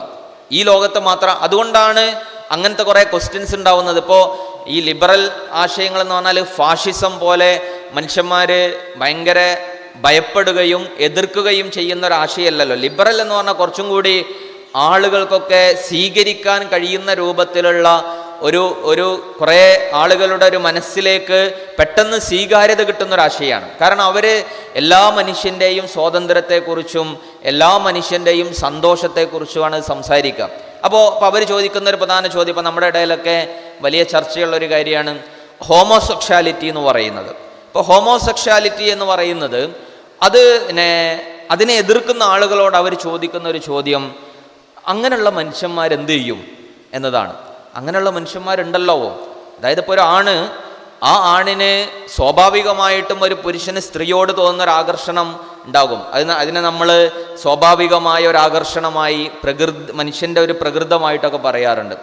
എന്നാൽ ഒരാൾക്ക് അങ്ങനെയല്ല. ഒരാണിന് ഒരു പെണ്ണിനോട് ആകർഷണം തോന്നുന്നില്ല, ഒരു ആണിനോടാണ് അവന് ആകർഷണം തോന്നുന്നത്. അപ്പോൾ അങ്ങനെ ഒരു മനുഷ്യൻ ഉണ്ടാവുമല്ലോ, അങ്ങനെ മനുഷ്യനുണ്ട് എന്നാണ് അങ്ങനെ ഉണ്ടാവും, സ്വാഭാവികമായിട്ട് അങ്ങനെയൊക്കെ ഉണ്ടാവാം. അതിനെ നമ്മൾ നിഷേധിക്കാൻ പോകേണ്ടതൊന്നുമില്ല. ശാസ്ത്രീയമായിട്ട് അത് ഉണ്ടാവോ ഇല്ലേ എന്നുള്ള കുറേ പഠനങ്ങളും ചർച്ചകളൊക്കെ വേറെ ഉണ്ട്. എന്തൊക്കെ ആയാലും ഉണ്ട് എന്ന് വിചാരിക്കാം. അപ്പം അങ്ങനെ ഉണ്ടെങ്കിൽ ആ മനുഷ്യൻ അത് പൂർത്തീകരിക്കാനുള്ള അവസരം ഇല്ലാതിരിക്കുക എന്ന് പറയുന്നത് ആ മനുഷ്യനോട് ചെയ്യുന്ന അനീതിയല്ലേ എന്നതാണ് ലിബറലിസം ചോദിക്കുന്ന ചോദ്യം. അപ്പോൾ ഒരു മനുഷ്യനോട് അനീതി കാണിക്കാൻ പറ്റുമോ? അപ്പം നിങ്ങളുടെ മതം അത് തെറ്റാണെന്ന് പറയുന്നതോടെ നിങ്ങളുടെ മതത്തിൽ അനീതി ഉണ്ട് എന്നുള്ളതാണ് അത് പറയുന്നത് എന്നാണ്. അപ്പോൾ ഇതാണ് ലിബറലിസത്തിൻ്റെ വളരെ ലളിതമായിട്ടുള്ള ചോദ്യങ്ങളാണ്. അപ്പോൾ അവരാ ചോദ്യം ചോദിക്കുന്നത് എന്തുകൊണ്ടാണ്? അവരെ സംബന്ധിച്ചിടത്തോളം ഈ ലോകം മാത്രമാണുള്ളത്. അപ്പം ഈ ലോകത്ത് ഒരു മനുഷ്യൻ്റെ ആഗ്രഹങ്ങളും അഭിലാഷങ്ങളും സന്തോഷങ്ങളും പൂർത്തീകരിക്കപ്പെടണം. അതിനപ്പുറം ഒരു ജീവിതമോ ലോകമോ ഇല്ല. പക്ഷെ ഇസ്ലാം അതിനെ കാണുന്നത് എങ്ങനെയാണ്? ഇസ്ലാം അതിനെ കാണുന്നത് ഈ ലോകത്തിനപ്പുറം ഒരു ലോകമുണ്ട്. ഈ ലോകത്ത് മനുഷ്യർക്ക് പലതരത്തിലുള്ള പരീക്ഷണങ്ങൾ ഉണ്ടാകും എന്നാണ് പറയുന്നത്. പലതരത്തിലുള്ള പരീക്ഷണങ്ങൾ ഉണ്ടാവും. ഇപ്പോൾ ഈ ഹോമോസെക്ഷാലിറ്റി ഒക്കെ മാറ്റാം. ഒരു മനുഷ്യന് പിറന്നു വീണപ്പോൾ തന്നെ തളർന്നിട്ടാണ്, അങ്ങനെ ഉണ്ടാവുമല്ലോ, കുറേ കുട്ടികളുണ്ടല്ലോ, എണീക്കാൻ കഴിയാത്ത അവസ്ഥയിൽ ജീവിച്ച കുറേ ആളുകളൊക്കെ ഇവിടെ ഉണ്ടാവുമല്ലോ. അപ്പോൾ അവർ പിറന്നു വീണു. അവരെ സംബന്ധിച്ചിടത്തോളം അവരുടെ കയ്യോ കാലോ ഒന്നും അനക്കാൻ കഴിയാത്ത രൂപത്തിൽ അവർ ജീവിതകാലം മുഴുവൻ ഇങ്ങനെ ബെഡിൽ കഴിയാണ്. ഈ മനുഷ്യർക്ക് ഈ ലോകത്ത് എന്തെങ്കിലും അവരുടെ ആഗ്രഹങ്ങളും അഭിലാഷങ്ങളും പൂർത്തീകരിക്കാൻ കഴിയുന്നുണ്ടോ? ഇല്ലല്ലോ. പക്ഷെ ഇസ്ലാമിന് അതിനൊരു ഉത്തരമുണ്ട്. അതെന്താണ് ഇസ്ലാമിൻ്റെ ഉത്തരം എന്ന് പറഞ്ഞാൽ, ഈ ലോകത്ത് ആ മനുഷ്യൻ അനുഭവിച്ച എല്ലാ പ്രയാസങ്ങൾക്കും പകരമായി അവർക്ക് അവരുടെ സന്തോഷത്തിൻ്റെതായ ഒരു ലോകം വേറെ ലഭിക്കാനുണ്ട് എന്ന് പറയുന്ന ഒരു ഉത്തരം ഇസ്ലാമിനുണ്ട്. എന്നാൽ ഈ ലിബറലിസത്തിന് ഇത്തരം മനുഷ്യർക്ക് എന്ത് സന്തോഷം നൽകാൻ കഴിയാം? ഈ ലോകത്തെക്കുറിച്ച് മാത്രം ആലോചിക്കുന്ന ഒരു കൂട്ടർക്ക്. അപ്പോൾ ഇതേ രീതിയിലാണ് ഇത്തരം ആളുകളെയും ഇസ്ലാം കാണുന്നത്. ഒരു മനുഷ്യന് ഹോമോസെക്ഷലായ അത്തരം വികാരങ്ങളും അത്തരം ചിന്തകളും അത്തരം ഒരു പ്രകൃതമാണ് ഒരാൾക്കുള്ളത് എങ്കിൽ ഇസ്ലാം അവനോട് പറയുന്നത് ഇതൊരു പരീക്ഷണമായിട്ട് മനസ്സിലാക്കണം എന്നുള്ളതാണ്. അങ്ങനെ പലജാതി പരീക്ഷണങ്ങൾ ലോകത്ത് മനുഷ്യനുണ്ടാവുമല്ലോ. അപ്പോൾ ആ പരീക്ഷണമായി മനസ്സിലാക്കി അതിൽ ക്ഷമ അവലംബിച്ച് ആ മനുഷ്യൻ ജീവിച്ചാൽ അദ്ദേഹത്തിന് അതിൻ്റേതായ പ്രതിഫലവും കാര്യങ്ങളും കിട്ടുന്ന ഒരു ലോകം വേറെ വരാനുണ്ട്. അവരുടെ ആഗ്രഹങ്ങളും അഭിലാഷങ്ങളുമൊക്കെ അവർക്ക് പൂർത്തീകരിക്കുന്ന ഒരു ലോകം അള്ളാഹു ഒരുക്കി കൊടുക്കുന്നുണ്ട്. അപ്പോൾ ഇസ്ലാമിന് നീതിയെക്കുറിച്ചും മനുഷ്യനെക്കുറിച്ചുമുള്ള ഇസ്ലാമിൻ്റെ സങ്കല്പങ്ങളെ ഈ ചെറിയ ലോകവുമായിട്ട് മാത്രം ചേർത്ത് വെച്ചുകൊണ്ടല്ല, ഇതിനപ്പുറമുള്ള ഒരു ലോകം, വിശാലമായൊരു ലോകം വരാനുണ്ട്. ആ ലോകത്തേക്ക് കൂടി മനുഷ്യ ജീവിതത്തെ ചേർത്ത് വെച്ചുകൊണ്ടാണ് നമ്മൾ മനുഷ്യൻ്റെ നീതിയെക്കുറിച്ചും അത്തരം സന്തോഷങ്ങളെക്കുറിച്ചുമൊക്കെ നമ്മൾ ആലോചിക്കേണ്ടത്. അപ്പോഴാണ് വിശാലമായ ഒരു ജീവിത കാഴ്ചപ്പാട് നമുക്ക് ലഭിക്കുകയുള്ളൂ. അപ്പോൾ നമ്മളെ സംബന്ധിച്ചിടത്തോളം നമ്മൾ മനസ്സിലാക്കേണ്ടത് ഈ ലോകം എന്ന് പറഞ്ഞാൽ പ്രത്യേകിച്ച് ഗ്യാരണ്ടി ഒന്നും ഇല്ലാത്തൊരു ലോകമാണ് അല്ലേ? നമുക്ക് എന്തെങ്കിലും ഗ്യാരണ്ടി ഉണ്ടാവും? നമ്മളിപ്പോൾ എത്ര കാലം ജീവിക്കും എന്ന് നമുക്ക് ഒരാൾക്ക് ഉറപ്പ് പറയാൻ പറ്റൂല. എത്രയോ ഉദാഹരണങ്ങൾ നമ്മളുടെ മുന്നിലുണ്ട്. ഇപ്പോൾ കോവിഡ് വന്ന സമയത്ത് നമ്മളൊക്കെ മനസ്സിലാക്കിയ കോവിഡിൻ്റെ ഏറ്റവും വലിയ പോസിറ്റീവ് എന്താണെന്ന് ചോദിച്ചാൽ, ഇത്രയേ ഉള്ളൂ മനുഷ്യൻ എന്ന് മനസ്സിലാവാൻ നമ്മളെ അത് സഹായിച്ചിട്ടുണ്ട് എന്നുള്ളതാണ്. കാരണം അത്രയും ആരോഗ്യമുള്ള ഒരു മനുഷ്യന് കണ്ണിൽ കാണാൻ പോലും കഴിയാത്ത ഒരു സൂക്ഷ്മ ജീവിക്ക് മുന്നിൽ മനുഷ്യൻ ഇല്ലാതാവുകയാണ്. എത്രയോ ആളുകൾ മരിച്ചു പോയിട്ടുണ്ട്. നമ്മുടെ നാട്ടിൽ തന്നെ അതിൻ്റെ ഉദാഹരണങ്ങൾ നമ്മുടെ മുന്നിലുണ്ടാവും. അപ്പോൾ ഇങ്ങനെ ഏത് സമയത്തും തീർന്നു പോയേക്കാവുന്ന ഒരു ഗ്യാരണ്ടി ഇല്ലാത്ത ഒരു ലോകത്താണ് നമ്മൾ ജീവിക്കുന്നത്. അപ്പോൾ ഈ ജീവിതത്തിന് വേണ്ടിയിട്ട് നമ്മൾ എത്രയാണ് ഇൻവെസ്റ്റ് ചെയ്യുന്നത്? ഈ ജീവിതത്തിന് വേണ്ടിയിട്ട് നമ്മൾ എത്രയാണ് ആഗ്രഹിക്കുന്നത്? അപ്പോൾ യഥാർത്ഥത്തിൽ അതൊരു നഷ്ടക്കച്ചവടമാണ്. യഥാർത്ഥത്തിലൊരു നഷ്ടക്കച്ചവടമാണ്. കാരണം ഒരു ഗ്യാരണ്ടി ഇല്ലാത്തൊരു ജീവിതത്തിന് വേണ്ടിയിട്ട് നമ്മൾ എല്ലാ ചിന്തകളും എല്ലാ ആലോചനകളും എല്ലാ അധ്വാനങ്ങളും അതിനു വേണ്ടിയിട്ട് മാത്രം നടത്തിയാൽ ഇത് ചിലപ്പോൾ പെട്ടെന്ന് അങ്ങ് തീർന്നു പോകും. അങ്ങനെ തീർന്നു പോയാൽ നമുക്ക് മറ്റൊരു ജീവിതത്തിലേക്ക് ചെല്ലുമ്പോൾ അവിടെ ഒന്നുമില്ലാത്ത അവസ്ഥ വരും. അതുകൊണ്ട് റസൂലുള്ളാഹി സ്വല്ലല്ലാഹു അലൈഹി വസല്ലം അതുകൊണ്ടാണ് പറഞ്ഞത്, ആരാണ് ബുദ്ധിമാൻ എന്ന് റസൂൽ സ്വല്ലല്ലാഹു അലൈഹി വസല്ലം പറയുന്നുണ്ട്. ആരാണ് ബുദ്ധിമാൻ എന്ന് ചോദിച്ചാൽ, മൻ ദാന നഫ്സഹു വ അമില ലിമാ ബഅദൽ മൗത്ത് എന്ന് പറയുന്നുണ്ട്. അതായത് സ്വന്തം മനസ്സിനെ നിയന്ത്രിക്കാൻ കഴിയുള്ളവൻ, അതായത് നമ്മളുടെ ചിന്തകളെയും നമ്മളുടെ അഭിലാഷങ്ങളെയും നമ്മളുടെ ആഗ്രഹങ്ങളെയും നിയന്ത്രിക്കാൻ കഴിവുള്ളവനും ഈ ജീവിതത്തിന് ശേഷം ഒരു ലോകമുണ്ട് എന്ന് മനസ്സിലാക്കിയിട്ട് അതിനു വേണ്ടിയിട്ട് ഈ ലോകത്തെ ചില കാര്യങ്ങളൊക്കെ മാറ്റിവെക്കാൻ വേണ്ടി കഴിയുകയും ചെയ്യുന്നവനാണ് ബുദ്ധിമാൻ എന്ന് റസൂലുള്ളാഹി സ്വല്ലല്ലാഹു അലൈഹി വസല്ലം പറഞ്ഞത് അതുകൊണ്ടാണ്. കാരണം നമുക്കിപ്പോൾ ഈ ലോകത്തിങ്ങനെ ജീവിക്കുമ്പോൾ ഇവിടെ കുറേ ആഗ്രഹങ്ങളും കുറേ അഭിലാഷങ്ങളും നമുക്ക് ചെയ്യാൻ തോന്നുന്ന കുറേ കാര്യങ്ങളുണ്ടാവും. പക്ഷെ എല്ലാ കാര്യങ്ങളും ചെയ്യാൻ ഇസ്ലാം നമ്മളെ അനുവദിക്കുന്നില്ല. കാരണം എന്താ? ഇതൊരു പരീക്ഷണത്തിൻ്റെ ലോകമാണ്. പരീക്ഷണമാവുമ്പോൾ ഇങ്ങനെ ഉണ്ടാവണമല്ലോ. പരീക്ഷണമാവുമ്പോൾ നമുക്ക് തന്നെ ചോയ്സ് ഉണ്ടാവണം. നമ്മളിപ്പോൾ ആ ചോയ്സ് ഉണ്ടാവുമ്പോഴാണ് അത് പരീക്ഷണമായി മാറുക. അപ്പം നമുക്ക് എല്ലാം ചെയ്യാനുള്ള ഒരു കഴിവും അതുപോലെ തന്നെ അതിനുള്ള അവസരങ്ങളും അതിനുള്ള ഒരു മാനസികാവസ്ഥയും അങ്ങനെയുള്ളൊരു പ്രകൃതമൊക്കെ അള്ളാഹു നമുക്ക് നൽകിയിട്ടുണ്ട്.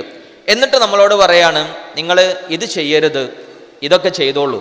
ചില കാര്യങ്ങൾ നമ്മളെ റെസ്ട്രിക്റ്റ് ചെയ്തിട്ടുണ്ട്.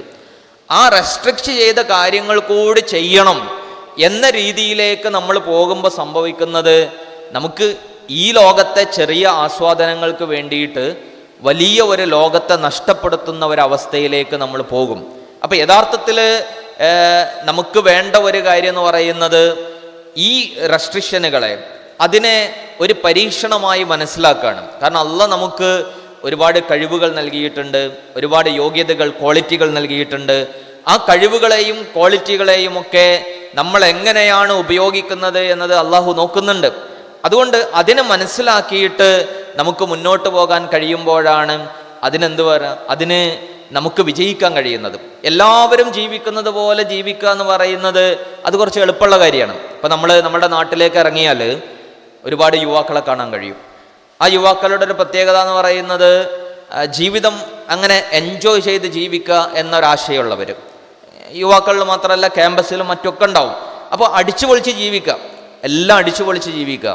അപ്പോൾ അതിൻ്റെ കൂടെ നിന്നിട്ട് അങ്ങനെ അടിച്ചു പൊളിച്ച് ജീവിക്കുക എന്ന് പറയാൻ വളരെ എളുപ്പമാണ്. നമുക്കും അതിൻ്റെ കൂടെ കൂടാൻ വളരെ എളുപ്പമാണ്. എന്നാൽ റിസ്ക് എവിടെയാണ്? റിസ്ക് നമ്മൾ ആ ഒരു ലൈഫിൽ നിന്ന് മാറി നടക്കണമെങ്കിൽ കുറച്ച് റിസ്ക് വേണ്ടി വരും. അപ്പോൾ റിസ്ക് എടുക്കാൻ നമ്മൾ തയ്യാറാണോ എന്നതാണ് പ്രധാനം. ട്രെൻഡിനൊപ്പവും അതുപോലെ തന്നെ എല്ലാവരും ജീവിക്കുന്നത് പോലെയും മുന്നോട്ട് പോകുക എന്ന് പറയുന്നത് കുറച്ച് എളുപ്പമുള്ള കാര്യമായിരിക്കും.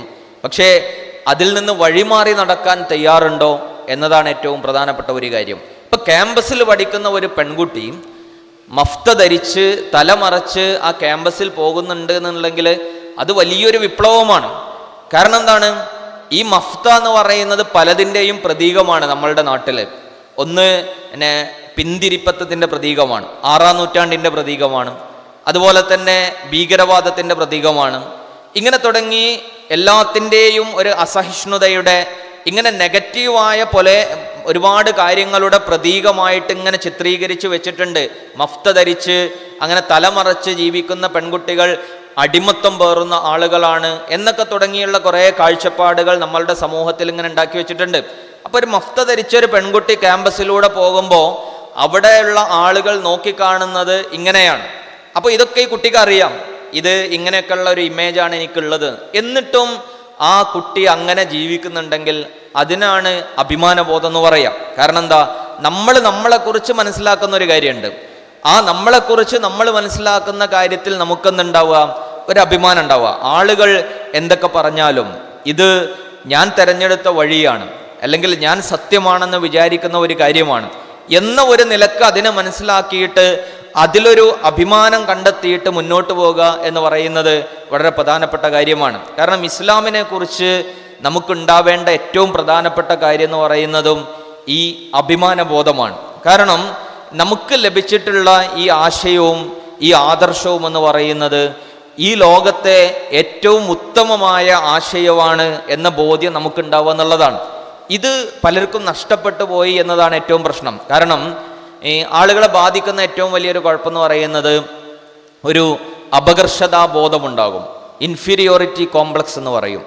ഈ അപകർഷതാബോധത്തിൻ്റെ ഒരു പ്രധാന കാരണം എന്ന് പറയുന്നത്, നമുക്കറിയാം നമ്മൾ ജീവിക്കുന്ന നമ്മളുടെ ചുറ്റുപാടിൽ ഇസ്ലാമിനെ കുറിച്ചുള്ള വലിയ അർത്ഥത്തിലുള്ള തെറ്റിദ്ധാരണകളും വക്രീകരണങ്ങളും തെറ്റായ പ്രചരണങ്ങളും നിരന്തരമായി നടന്നുകൊണ്ടിരിക്കുന്ന ഒരു സാമൂഹിക ചുറ്റുപാടിലാണ് നമ്മൾ ജീവിച്ചുകൊണ്ടിരിക്കുന്നത്.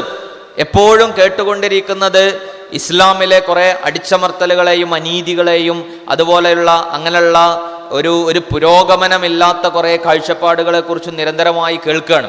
അപ്പം ഇത് കേട്ടുകൊണ്ടിരിക്കുന്ന ആളുകളുടെ മനസ്സിലുണ്ടാവും ഈ ഇസ്ലാം എന്നൊക്കെ പറയുന്നത് അത് അത്ര ഉഷാറുള്ള ഒരു കാര്യമൊന്നല്ല, അതിൽ കുറേ പ്രശ്നങ്ങളൊക്കെ ഉണ്ട് എന്ന് സ്വാഭാവികമായിട്ടും ചിന്തിച്ചു പോകുന്ന ഒരവസ്ഥ നമ്മളുടെ നാട്ടിലുണ്ടാവും. അപ്പം അവിടെയാണ് നമ്മൾ ഇസ്ലാമിനെ കുറിച്ച് അടിസ്ഥാനപരമായി മനസ്സിലാക്കേണ്ട ചില കാര്യങ്ങളുണ്ടാവും. അതിലൊന്നാമത്തെ കാര്യം എന്ന് പറയുന്നത് ഇസ്ലാമിൻ്റെ ആശയങ്ങളുടെ അടിസ്ഥാനം എന്ന് പറയുന്നത് ദൈവികമാണ്. മറ്റേത് ആശയങ്ങളും മനുഷ്യനിർമ്മിതമാണ്. ഇപ്പം ലിബറലിസത്തിൻ്റെയും അതുപോലുള്ള കുറേ ആശയങ്ങളുണ്ട്. അപ്പോൾ അതെല്ലാം മനുഷ്യരുടെ സൗകര്യത്തിനനുസരിച്ച് ഉണ്ടാക്കിയെടുത്ത കുറേ കാര്യങ്ങളാണ്. ചിലപ്പോൾ നമ്മളിങ്ങനെ ഒറ്റനോട്ടത്തിൽ നോക്കുമ്പോൾ അതെല്ലാം നല്ലത് എന്നൊക്കെ തോന്നും. പക്ഷേ യഥാർത്ഥത്തിൽ മനുഷ്യരെക്കുറിച്ച് ഏറ്റവും നന്നായി അറിയുന്നത് ആർക്കാ? മനുഷ്യനെ സൃഷ്ടിച്ച അള്ളാഹുവിനാണല്ലോ. നമ്മളെ സൃഷ്ടിച്ച അള്ളാഹുവിനാണ് നമ്മളെക്കുറിച്ച് ഏറ്റവും നന്നായിട്ട് അറിയുന്നത്. മനുഷ്യന് അവൻ്റെ മുന്നോട്ട് പോക്കിൽ അവൻ എത്രമാത്രം വികസിക്കും, എത്രമാത്രം മുന്നോട്ട് പോകും എന്നൊക്കെ ഏറ്റവും നന്നായിട്ട് അറിയുന്നത് അള്ളാഹുവിനാണല്ലോ. ഈ അള്ളാഹു നൽകിയിട്ടുള്ള ആശയമാണ് ദീനുൽ ഇസ്ലാം എന്ന് പറയുന്നത്. അത് എല്ലാ കാലഘട്ടത്തെക്കുറിച്ചും ഏറ്റവും നന്നായി അറിയുന്നത് പടച്ചോനാണ്. ചില ആളുകളൊക്കെ പറയും ഇസ്ലാം എന്ന് പറയുന്നത് പണ്ടത്തെ കാലത്തൊക്കെ ആയിരുന്നു, അന്നത്തെ കാലത്തിന് ഫിറ്റായ ഒരു കാര്യമൊക്കെ ആയിരുന്നു. അന്ന് കുറേ പുരോഗമനപരമായ കുറേ കാഴ്ചപ്പാടുകളൊക്കെ മുഹമ്മദ് നബി മുന്നോട്ട് വെച്ചിട്ടുണ്ട്. എന്നാൽ കാലം ഒരുപാട് മുന്നോട്ട് പോയി, മനുഷ്യർ ഒരുപാട് പുരോഗമിച്ചു. ഇതിപ്പോൾ 6-ാം നൂറ്റാണ്ട്, ഇന്ന് 21-ാം നൂറ്റാണ്ടായി. ഇപ്പോഴും ആ 6-ാം നൂറ്റാണ്ടിൽ ഇറങ്ങിയ ഖുർആനാണ് അടിസ്ഥാനം എന്ന് പറയുന്നതിൽ എന്തർത്ഥമാണ് ഉള്ളത് എന്നൊക്കെ ചിലർ ചോദിക്കും. ഈ ചോദ്യം വരുന്നത് എന്തുകൊണ്ടാണെന്ന് ചോദിച്ചാൽ 6-ാം നൂറ്റാണ്ടിൽ വിശുദ്ധ ഖുർആൻ ഇറക്കിയതും അത് പരിചയപ്പെടുത്തിയതും അത് എഴുതിയതും മുഹമ്മദ് എന്ന് പറയുന്ന ഒരു വ്യക്തിയാണ്, ഒരു മനുഷ്യനാണ് എന്ന ആശയത്തിൽ നിന്നാണ് ഇതുണ്ടാവുന്നത്. യഥാർത്ഥത്തിൽ ആ വിശുദ്ധ ഖുർആൻ അവതരിക്കുന്നത് ദൈവികമാണ്. ആ ദൈവമാണ് മനുഷ്യനെ സൃഷ്ടിച്ചിട്ടുള്ളത്, ഈ ലോകത്തെ പരിപാലിക്കുന്നത്. കാലമത്ര മുന്നോട്ട് പോയാലും ലോകമത്ര വികസിച്ചാലും മനുഷ്യത്ര പുരോഗമിച്ചാലും ആ പുരോഗതിയും ആ മാറ്റവുമൊക്കെ എന്നോ അറിയുന്നത് അള്ളാഹുവിനാണ്. അതൊക്കെ അറിയുന്ന പടച്ചോൻ തന്നെയാണ് ഈ വിശുദ്ധ ഖുർആൻ ഇറക്കിയിട്ടുള്ളത്. അതുകൊണ്ട് മനുഷ്യൻ എത്ര മുന്നോട്ട് പോകുമ്പോഴും അവൻ്റെ നന്മക്ക് ആവശ്യമായത് എന്താണ് എന്ന് അറിയുന്ന അള്ളാഹുവാണ് വിശുദ്ധ ഖുർആൻ ഇറക്കിയിട്ടുള്ളത്. അതുകൊണ്ട് അതിലുള്ള അടിസ്ഥാനങ്ങൾ എന്ന് പറയുന്നത് എല്ലാ കാലഘട്ടത്തിലേക്കും ഫിറ്റായ ഒരു കാര്യമാണ്. അതാണ് നമ്മൾ അതിനെക്കുറിച്ച് നമ്മളുടെ മനസ്സിലുണ്ടാവേണ്ട ഒരു ബോധ്യം. അതുകൊണ്ട് എന്തോ ചോദ്യങ്ങൾ കേൾക്കുമ്പോഴേക്ക്, എന്തോ ആശയങ്ങൾ കേൾക്കുമ്പോഴേക്ക് ഇസ്ലാമിനേക്കാളും നല്ലത് ഇതാണല്ലോ എന്നൊരാലോചനയിലേക്ക് നമ്മൾ പോകരുത്. മറിച്ച് എന്താണ്, അത് നമ്മൾ ഒന്നുകൂടി അതിനെക്കുറിച്ച് വിലയിരുത്തി പഠിച്ചാൽ നമുക്ക് മനസ്സിലാക്കാൻ കഴിയും. കാരണം ഇത് നേരത്തെ പറഞ്ഞതിലേക്ക് കൂടി നമ്മൾ ചേർത്ത് വെക്കണം. ഇസ്ലാമിൻ്റെ ജീവിത കാഴ്ചപ്പാട് ഈ ലോകത്തെ മാത്രം മുൻനിർത്തിയിട്ടല്ല, ഈ ലോകത്തിനപ്പുറമുള്ള ഒരു ജീവിതത്തെ കൂടി മുൻനിർത്തിയിട്ടാണ്. അങ്ങനെയാണ് നമ്മൾ ഇവിടുത്തെ ഓരോ കാര്യങ്ങളെയും നിരീക്ഷിക്കേണ്ടത്. അല്ലാത്ത പക്ഷം നമ്മൾ ആലോചിക്കും ഓരോ മനുഷ്യനും സ്വതന്ത്രനാണല്ലോ, അപ്പോൾ സ്വതന്ത്രമുള്ള മനുഷ്യന് അവനിഷ്ടമുള്ളതൊക്കെ ചെയ്യാൻ പറ്റുന്ന ഒരു അന്തരീക്ഷം ഉണ്ടാവുന്നതല്ലേ നല്ലത് എന്നതൊക്കെ ചോദിക്കും. അത് ഇസ്ലാമിലില്ലല്ലോ. ഇസ്ലാമിൽ ഇപ്പോൾ കുറേ നിയന്ത്രണങ്ങൾ ഉണ്ടാവും. സ്ത്രീകൾക്ക് ഇന്ന നിയന്ത്രണങ്ങൾ ഉണ്ടാകും, പുരുഷന്മാർക്ക് ഇന്ന നിയന്ത്രണം ഉണ്ടാവും, ഭക്ഷണം കഴിക്കുന്നതിൽ ഇന്ന നിയന്ത്രണമുണ്ട്. അപ്പം ഈ നിയന്ത്രണങ്ങളൊന്നും ആവശ്യമില്ല. നിയന്ത്രണങ്ങളൊക്കെ ഉണ്ടായാൽ ജീവിതത്തിനൊരു ആസ്വാദനം കിട്ടില്ല എന്ന് ചിന്തിക്കുന്നത് ഈ ലോകത്തെ ജീവിതം മാത്രമേ നമുക്കുള്ളൂ എന്ന ആലോചനയിൽ നിന്നാണ്. അതിന് മറികടന്നുകൊണ്ട് ഈ ജീവിതത്തിനപ്പുറമുള്ള ഒരു ലോകമുണ്ട് എന്നൊരു യാഥാർത്ഥ്യത്തിലേക്ക് നമ്മൾ മാറുക എന്നുള്ളതാണ്. രണ്ടാമത്തെ ഒരു കാര്യം എന്ന് പറയുന്നത് ഈ പ്രചരിപ്പിക്കപ്പെടുന്നത് പോലെ എല്ലാ കാര്യങ്ങൾ, അതായത് മതമനുസരിച്ച് ജീവിക്കുക എന്ന് പറയുന്നത് ഭയങ്കര പ്രയാസമുള്ള ഒരു കാര്യമാണ് എന്ന് നമ്മൾ ഒരിക്കലും വിചാരിക്കേണ്ടതില്ല. മറിച്ച് ഇസ്ലാം എന്ന് പറയുന്നത് ഖുർആൻ തന്നെ പരിചയപ്പെടുത്തുന്നത് വസത്തിയത്ത് എന്ന് പറയുന്നത് അതിൻ്റെ ഏറ്റവും വലിയ പ്രത്യേകതയാണ്. വസത്തിയത്ത് എന്ന് പറഞ്ഞാൽ എല്ലാത്തിലും ഒരു മധ്യമമായ നിലപാടാണ് ഇസ്ലാമിലുള്ളത്. ഒരു എക്സ്ട്രീമായ നിലപാട് ഇസ്ലാമിനില്ല. കാരണം പലപ്പോഴും മതങ്ങളും വിശ്വാസങ്ങളുമൊക്കെ എക്സ്ട്രീമായ ഒരു ലൈഫ് സ്റ്റൈലിനെ വളരെ പവിത്രമായി അവതരിപ്പിക്കാറുണ്ട്. അതായത് ഇപ്പോൾ ഉദാഹരണം പറഞ്ഞാൽ ഇപ്പോൾ ഹിന്ദു മതത്തിൽ ഈ സന്യാസം എന്ന് പറയുന്നത് അതിൽ വളരെ മഹത്തരമായൊരു കാര്യമാണ്. അതായത് ജീവിതത്തിൻ്റെ എല്ലാ സന്തോഷങ്ങളും ആസ്വാദനങ്ങളും ബന്ധങ്ങളൊക്കെ ഒഴിവാക്കിയിട്ട് ഒറ്റക്ക് പോയിട്ട് ദൈവവുമായിട്ടൊക്കെ ഇങ്ങനെ ആരാധിച്ചിരിക്കുക എന്ന് പറഞ്ഞാൽ ആ മതത്തിൽ ഭയങ്കര സംഭവമാണ്. ക്രിസ്ത്യാനിറ്റിയിലുണ്ട് അങ്ങനെ. ക്രിസ്ത്യാനിറ്റിയിൽ ഈ കന്യാസ്ത്രീകളാവുക എന്ന് പറയുന്നത് ദൈവത്തിന് വേണ്ടിയിട്ട്, ദൈവത്തിൻ്റെ മണവാട്ടികളായിട്ട് അവർ മാറുന്ന, സ്വയം തിരഞ്ഞെടുത്ത് അങ്ങനെ വിവാഹ ജീവിതവും കുടുംബ ജീവിതവും ഒക്കെ മാറ്റിവെച്ച് അങ്ങനെ ജീവിക്കുക, അതിൽ ഭയങ്കര പവിത്രമാണ്. എന്നാൽ ഇസ്ലാം പറയുന്നത് ലാ റുഹ്ബാനിയത്ത ഫിൽ ഇസ്ലാം, അങ്ങനെ ഒരു ദീൻ ഇസ്ലാമിലില്ല. ദൈവത്തിന് വേണ്ടി മാറിക്കുക എന്ന് പറയുന്ന ഒരു കാര്യമില്ല.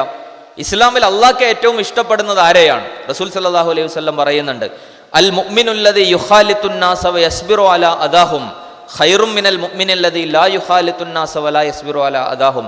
ആളുകളുമായിട്ടൊക്കെ ഇടപെട്ട് ആളുകൾക്കിടയിലൊക്കെ ജീവിക്കുന്ന വിശ്വാസിയെയാണ്, ആളുകൾക്കൊന്നും ഇടപെടാതെ മാറി നിന്ന് ജീവിക്കുന്ന വിശ്വാസിയേക്കാൾ അള്ളാഹുവിന് ഇഷ്ടം എന്ന് ഇസ്ലാം പഠിപ്പിക്കുകയാണ്. അപ്പോൾ ഈ ജീവിതവുമായിട്ട് ഇടപഴകുകയും അതുമായി ബന്ധപ്പെട്ട് മുന്നോട്ട് പോവുകയും ചെയ്യണം. ഇസ്ലാമിൽ കൂടുതൽ ഹലാലുകളാണ്, ഹറാമുകൾ വളരെ കുറച്ചുള്ളൂ. ഖുർആന്റെ പ്രയോഗം തന്നെ അങ്ങനെയാണ്. ഇന്നമാ ഹറമ അലൈക്കും എന്ന് പറഞ്ഞിട്ട് ചില ആയത്തുകളുണ്ട്. നിങ്ങൾക്ക് ഹറാമാക്കിയത് ഇത് മാത്രമാണ് എന്ന് പറഞ്ഞിട്ട് കുറച്ച് കാര്യങ്ങൾ പറയും, ബാക്കിയൊക്കെ ഹലാലുകളാണ്. അത് ജീവിതത്തിൻ്റെ പല കാര്യങ്ങളിലും അത് നമുക്ക് കാണാൻ കഴിയും. അത് വിശദീകരിക്കാൻ ഇവിടെ സമയമല്ല. ഇസ്ലാമിൻ്റെ ജീവിത കാഴ്ചപ്പാട് അങ്ങനെയാണ്. എന്തുകൊണ്ടാണ് ഇസ്ലാം ചില കാര്യങ്ങൾ ഹറാമാക്കിയത് എന്ന് ചോദിച്ചാൽ അതിൻ്റെ അടിസ്ഥാനം ഇസ്ലാമിക ശരീഅത്തിൽ പാടില്ല എന്ന് നമ്മളോട് കൽപ്പിച്ചിട്ടുള്ള കാര്യത്തിനൊക്കെ ചില യുക്തികളുണ്ട് എന്നുള്ളതാണ്. അത് നമ്മളുടെ ജീവിതത്തിന് പ്രയാസമുണ്ടാക്കുന്നതാണ്, നമ്മുടെ ജീവിതത്തിൽ നാശമുണ്ടാക്കുന്നതാണ്, നമ്മുടെ ജീവിതത്തിനെ ദോഷകരമായി ബാധിക്കുന്ന കാര്യങ്ങൾ മാത്രമാണ് ഇസ്ലാം ഹറാമാക്കിയത് എന്നുള്ളതാണ്. ആ ദോഷം എന്ന് പറഞ്ഞാൽ അത് ചിലത് ഈ ലോകത്തന്നെ ദോഷമായിരിക്കും, ചിലത് ഈ ലോകത്തിനപ്പുറമുള്ള ജീവിതത്തിലെ ദോഷമായിരിക്കും. അതുകൊണ്ടാണ് ഇസ്ലാം അതിനെ മാറ്റി നിർത്തിയത്. നമ്മളെ സംബന്ധിച്ചിടത്തോളം നമ്മൾ മനസ്സിലാക്കേണ്ട പ്രധാനപ്പെട്ട ഒരു കാര്യം എന്നുള്ളത്, ഒരു വിശ്വാസി എന്ന നിലക്ക് നമ്മളോട് അല്ലാഹു സുബ്ഹാനഹു തആല രണ്ട് രീതിയിൽ സംസാരിക്കുന്നുണ്ട്. ഒന്ന്, ഒരു വ്യക്തി എന്ന നിലക്ക് അള്ളാഹു നമ്മളോട് പറയുന്ന ചില കാര്യങ്ങളാണ്. ഒരു വ്യക്തി എന്ന നിലക്ക് നമ്മളോട് പറയുന്ന കാര്യങ്ങൾ ഇപ്പം വിശ്വാസവുമായി ബന്ധപ്പെട്ട്, ആരാധനകളുമായി ബന്ധപ്പെട്ട്, നമ്മളുടെ സ്വഭാവ പെരുമാറ്റങ്ങളുമായി ബന്ധപ്പെട്ട് ഒക്കെ പറയുന്ന കുറേ കാര്യങ്ങളുണ്ടല്ലോ. ഇത് നമ്മൾ വിശ്വാസിയാകണമെങ്കിൽ നമ്മുടെ ജീവിതത്തിൽ ഉണ്ടാവേണ്ട, വ്യക്തിപരമായി നമ്മുടെ ജീവിതത്തിൽ ഉണ്ടാവേണ്ട കാര്യങ്ങളാണ്. അതിനെ നമ്മൾക്ക് വ്യക്തി ബാധ്യതകൾ എന്ന് പറയാം. നമ്മൾ നിസ്കരിക്കുന്നുണ്ട്, നോമ്പ് നോൽക്കുന്നുണ്ട്, നമ്മൾ നല്ല സ്വഭാവമുള്ളവരായി മാറുക, ഇതൊരു വിശ്വാസി എന്ന നിലക്ക് നമ്മുടെ ജീവിതത്തിൽ വ്യക്തി ബാധ്യതകൾ എന്ന അർത്ഥത്തിൽ ഇസ്ലാം പഠിപ്പിച്ച കാര്യമാണ്.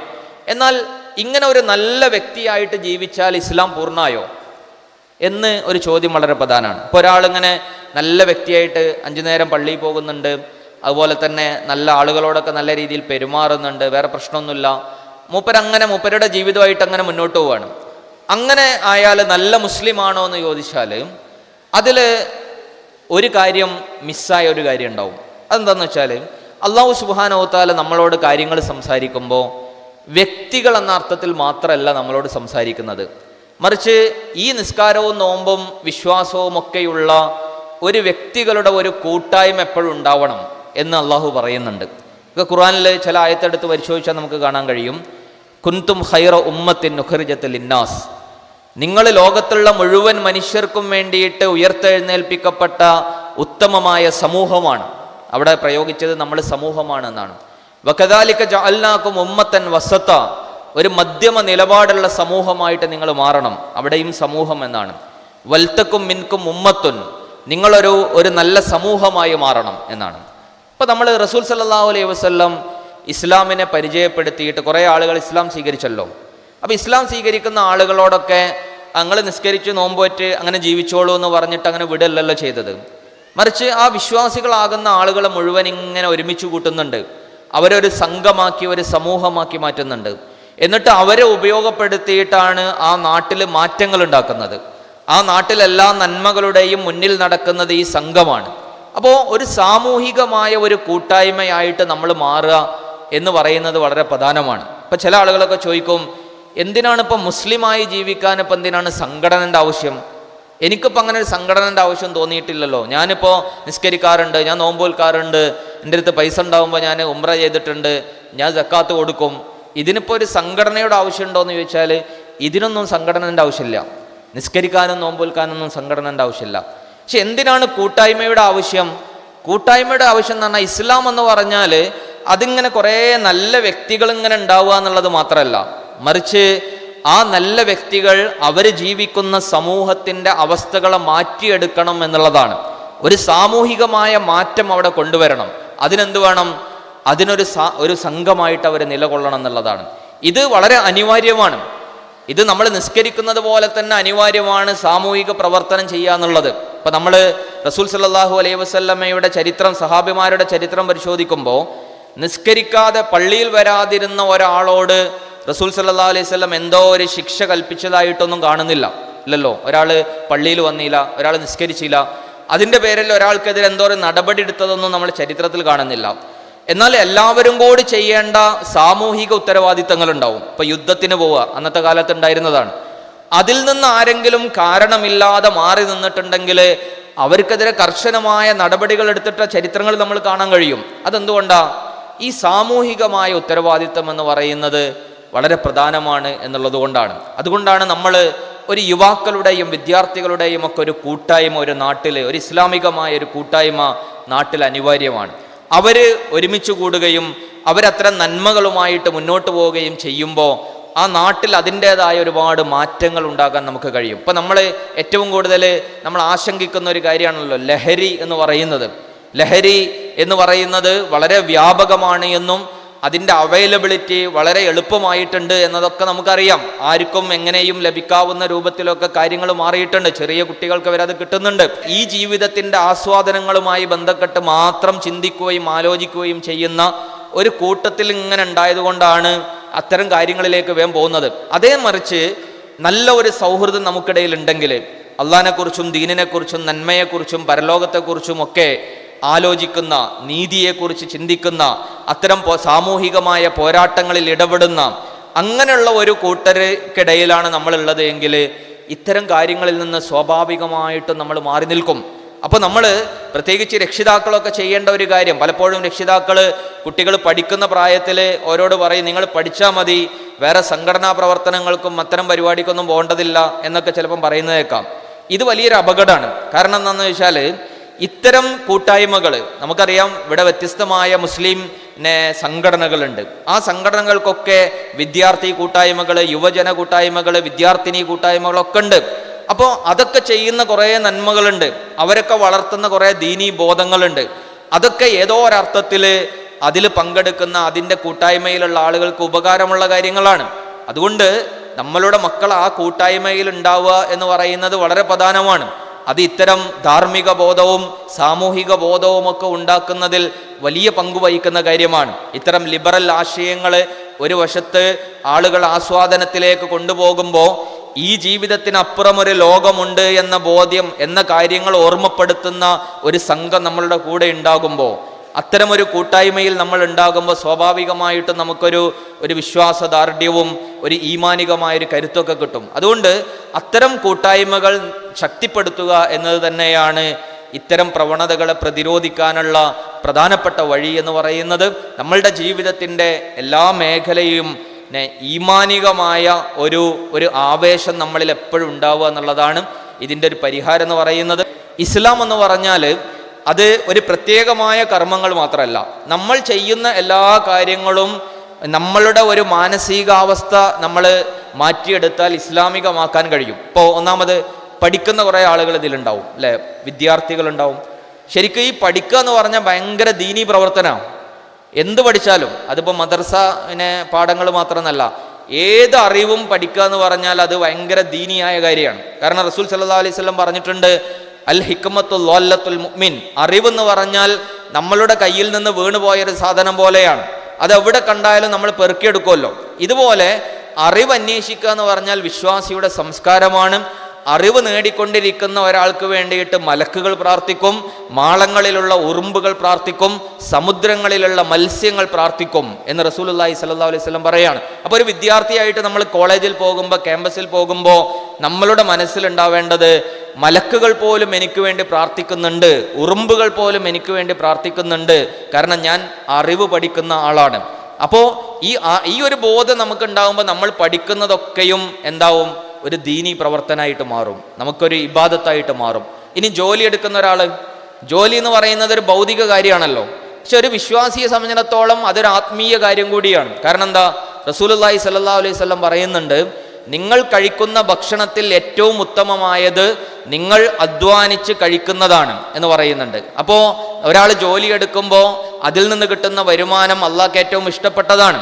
അതുകൊണ്ട് അതൊരു ദീനീ പ്രവർത്തനമായിട്ട് മനസ്സിലാക്കിയിട്ട് ജോലി ചെയ്യുമ്പോൾ നമുക്കതിൻ്റെ ഒരു സന്തോഷം ഉണ്ടാവും. കുടുംബത്തോടൊപ്പം നമ്മൾ സമയം ചെലവഴിക്കാറുണ്ട്. കുടുംബ ബന്ധം പുലർത്തുക എന്ന് പറയുന്നത് അള്ളാഹ്ക്ക് ഏറ്റവും ഇഷ്ടമുള്ള കാര്യമാണ്. റസൂൽ സല്ലല്ലാഹു അലൈഹി വസല്ലം പറയുന്നുണ്ട്, സുന്നത്ത് നിസ്കാരത്തെക്കാളും സുന്നത്ത് നോമ്പിനേക്കാളും അള്ളാഹ്ക്ക് ഇഷ്ടപ്പെട്ടത് നിങ്ങൾക്കിടയിലുള്ള പരസ്പര ബന്ധത്തെ നന്നാക്കാൻ വേണ്ടിയിട്ട് നിങ്ങൾ സമയം ചെലവഴിക്കുന്നതിനെയാണ് എന്ന് റസൂൽ സല്ലല്ലാഹു അലൈഹി വസല്ലം പറയുന്നുണ്ട്.